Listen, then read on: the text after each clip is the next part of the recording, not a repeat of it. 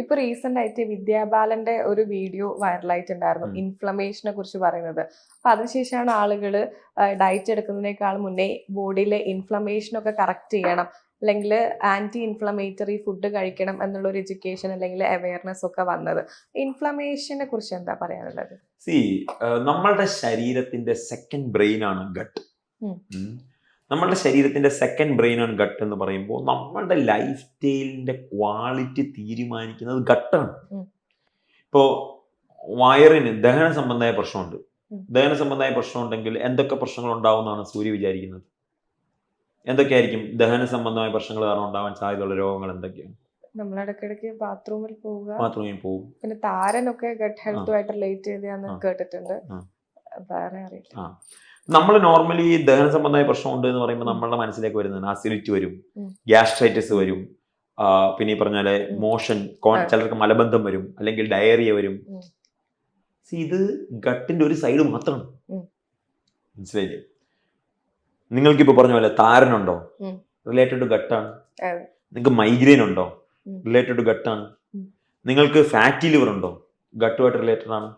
നിങ്ങൾക്ക് PCOD PCOS ഉണ്ടോ? നിങ്ങളുടെ ഗട്ടുമായിട്ട് റിലേറ്റഡ് ആണ്. നിങ്ങൾക്ക് സോറിയാസിസ് ഉണ്ടോ? സ്കിന്നിന് അലർജി ഉണ്ടോ? നിങ്ങൾ ഗട്ടുമായിട്ട് റിലേറ്റഡ് ആണ്.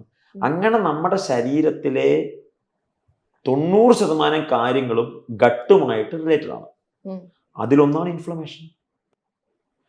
നിങ്ങൾ വാദം, ആർത്രൈറ്റിസ്, ഗട്ട് സോൾവ് ചെയ്തിട്ടാണ് പല വാദത്തിന്റെ പ്രശ്നം നമ്മൾ പരിഹരിക്കുന്നത്. സ്കിന്നിലുള്ള കാര്യങ്ങൾ, സ്കിന്നിൽ ഭയങ്കര ചൊറിച്ചിലാണ്, സോറിയാസിന് പ്രശ്നമുണ്ട്.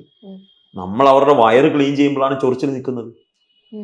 പണ്ട് വൈദ്യന്മാരുടെ അടുത്ത് സോറിയാസിസോ സ്കിൻ അലർജി ആയിട്ട് പോകുമ്പോൾ വൈദ്യന്മാർ ആവണക്കെണ്ണ കൊടുക്കും. എന്തിനാണ് ആവണക്കെണ്ണ കൊടുക്കുന്നത്?